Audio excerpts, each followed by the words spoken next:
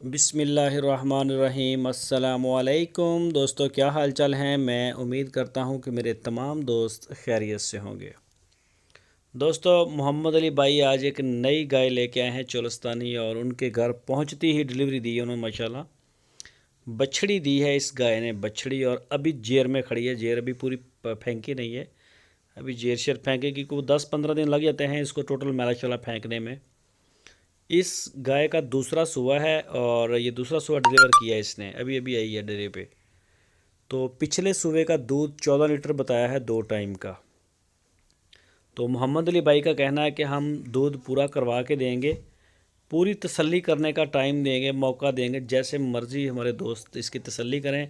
तो सबसे ये मेरी हम्बल रिक्वेस्ट है भाई, आप लाजमी जाएं, दूध वाले जानवर को लाजमी देखें जाके मौके पे, किसी मुलाजिम को भेजें, किसी अपने भाई को भेजें।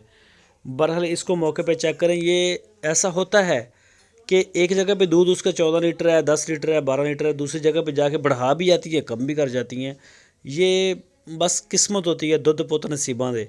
लेकिन आपका मौके पे जाना ये ज़रूरी है। हम बिला वजह नहीं आपको बुलाते, ताकि आपको परेशानी ना हो, बेचने वाले को भी ना हो।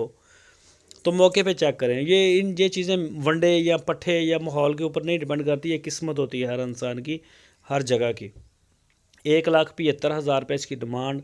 लोकेशन है इसकी हरूनाबाद सिटी, ज़िला बहावल नगर। तो मोहम्मद अली भाई के डेरे पे खड़ी है।